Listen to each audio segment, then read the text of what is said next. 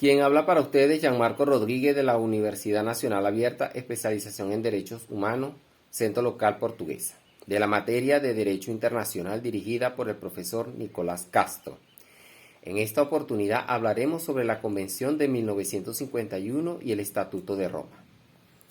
El proceso para desarrollar los derechos internacionales culminó el 28 de julio de 1951, cuando una conferencia especial de las Naciones Unidas aprobó la Convención sobre el Estatuto de los Refugiados. La Convención explica quién es un refugiado y el tipo de protección legal y de asistencia que debería recibir de los estados signatarios, así como los derechos sociales que deben serle garantizados.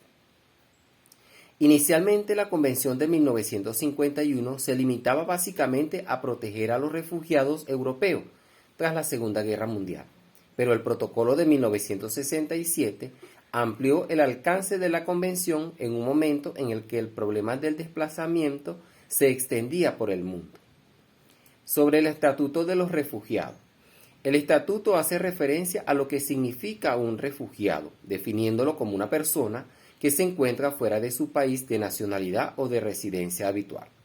Describe los derechos de los refugiados, incluyendo conceptos como la libertad de religión y de movimiento, el derecho al trabajo y a la educación y a disponer de documentación de viajes. También subraya las obligaciones de los refugiados para con el gobierno de acogida. Entre los aspectos más resaltantes de la Convención Internacional de 1951, la que define quién es un refugiado y decide las reglas de los individuos a las que se les garantiza el asilo y las responsabilidades de las naciones que garantizan el asilo. La Convención también decide qué personas no se consideran como refugiadas, tales como criminales de guerra.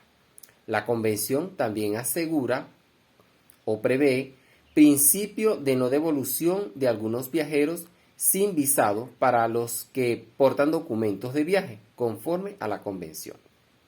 Por otra parte, el Estatuto de Roma fue adoptado por la comunidad internacional el 17 de julio de 1998, en una conferencia diplomática celebrada en Roma.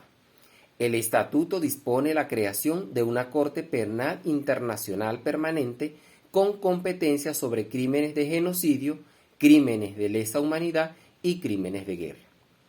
En cuanto a sus antecedentes, tenemos que los principales son: el Estatuto de Roma es el primer tratado multilateral que reconoce que los actos cometidos en conflictos armados no internacionales pueden ser crímenes de guerra. A principios de 1999 se formó una comisión preparatoria para trabajar en propuestas de medidas prácticas para la entrada en vigor del estatuto, y la comisión preparatoria se encargó de asuntos como los elementos de los crímenes, las reglas del procedimiento y evidencia y el reglamento de la Corte. En cuanto a su creación, fue el 17 de julio de 1998, en la Conferencia Diplomática de Plenipotenciarios de las Naciones Unidas sobre el establecimiento de una Corte Penal Internacional. 120 estados aprobaron el Estatuto de Roma a favor de dicha implementación y entró en vigor el 1 de julio del año 2002. En cuanto a sus alcances más importantes, tenemos la primera es la creación de una Corte Penal Internacional que es de manera permanente.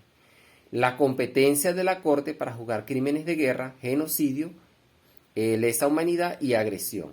El reconocimiento de que los actos cometidos en conflictos armados no internacionales también pueden ser un crimen de guerra. El carácter complementario de la Corte en relaciones con las jurisdicciones penales nacionales. Muchísimas gracias.